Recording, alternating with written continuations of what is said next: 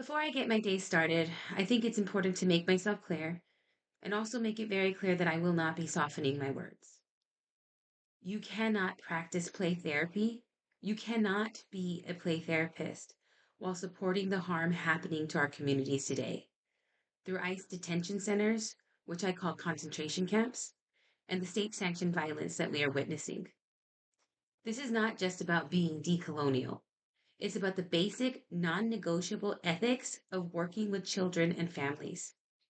Advocates and legal organizations have documented extensively what's happening in these concentration camps and what's happening here in Dilley, Texas, and beyond.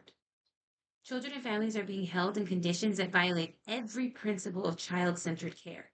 They report contaminated food, undrinkable water, prolonged detention, some even being in there for over 8 months, and infants going without basic nourishment.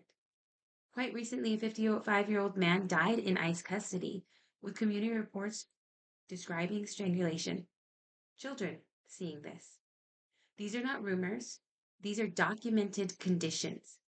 If you work with children, this is your lane. Play therapy is built on safety, dignity, and attuned care. And detention centers violate every single one of these. You cannot support or excuse these systems or the administration that is enforcing them and still claim to practice play therapy. This is not honoring the child. This is not honoring the family. This is not honoring play therapy. This is not honoring healing. You do not need to be a decolonial clinician to understand this. You only need to understand what it means to protect and be an advocate for children. If you stay silent while children are harmed, you are not practicing play therapy. If you align with systems that traumatize families, you are not practicing play therapy. This is not politics. This is child welfare crisis, a human rights crisis, a clinical and ethical crisis. Our work demands that we speak out, expose what is happening, and stand with our communities fighting for safety and liberation. This is your responsibility, and this is your ethical duty. Know what you should be doing and know what side of history you stand on, because I promise the rest of us will remember. The water is putrid. Even though baby formula has to be mixed with this water, sometimes kids can't even drink it. The food often has bugs, it has dirt, it has particles. Medical care is routinely denied. My client, one of my clients had appendicitis, a child, in this same 𝐏𝐵𝐺𝐻 family.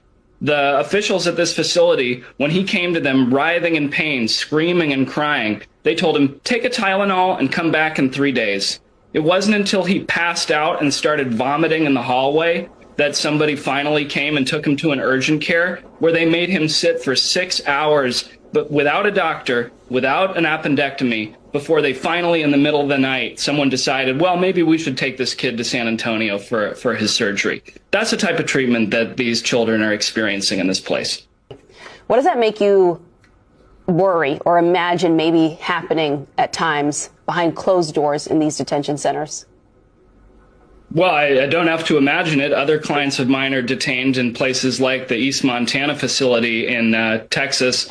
They are being beaten by guards. They wrap flannel around their fists. They take them into the shower where there's no cameras, and they beat them up so that it doesn't leave bruises. That is what is being experienced in some of these facilities. It's very difficult to, that was an adult, that particular story. But these children are routinely subject to verbal abuse, to racial abuse, to guards telling them if they try and complain.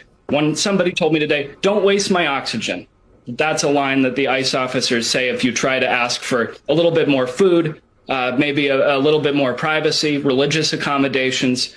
So the Trump administration, they're professional liars. Nobody should expect anything different. They're now assassinating American citizens in the streets of American cities.